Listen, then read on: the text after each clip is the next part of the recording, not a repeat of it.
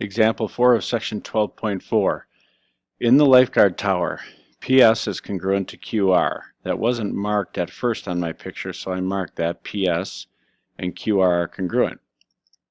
Angle QPS is congruent to angle PQR. So QPS, this entire angle from there to there, is congruent to PQR, PQR. So between these two sides, from this side all the way to that side. How can I prove that these two triangles are congruent?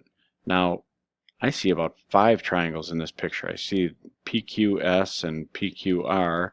I also see PQT and PTS and QTR. There's a whole bunch of them.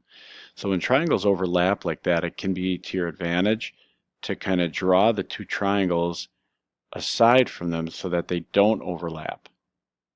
Now, I'm not doing a very good job at drawing them, but still my drawing will hopefully be less confusing than this picture. So this is P, Q, and S, and this is P, Q, and R.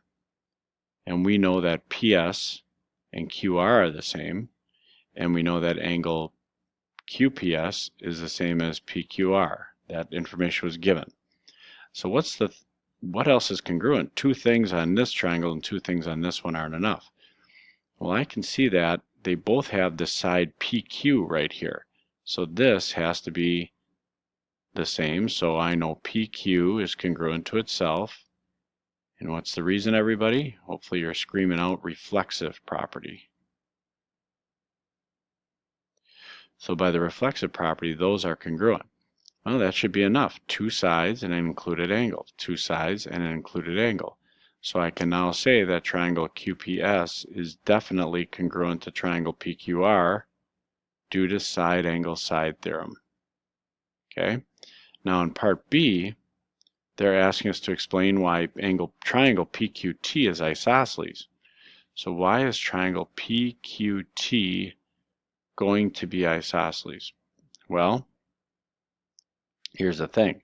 If these 2 triangles are congruent, let me pick a different color now.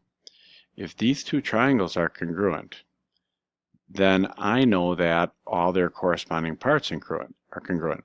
So angle Q, for example, on the first triangle has to be congruent to angle P on the second as well.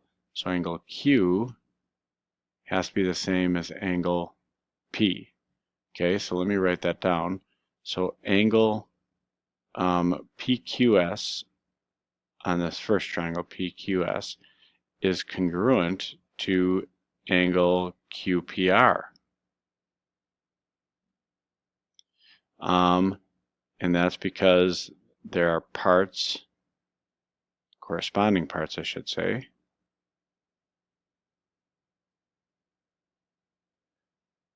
of congruent triangles. I'm going to abbreviate here, congruent triangles. My picture's in the way. So these are congruent because they're corresponding parts of these 2 congruent triangles. Well, if that's true, then if you look over here on my picture, blue isn't a good color to use here. Let me use like yellow. It'll go against that blue well. So that means this angle 1 right here is the same as angle 2, right? So angle PQT then, triangle PQT, must be isosceles because the base angles theorem. If angle 1 and 2 are congruent, then their opposite sides must be congruent, and the definition of an isosceles triangle is a triangle with at least 2 sides congruent.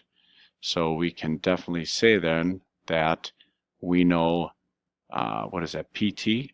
Segment PT is congruent to segment QT by the base angles theorem. And so triangle PQT therefore is isosceles. And that's just a definition of an isosceles triangle. And there you have it, boys and girls, done with example 4.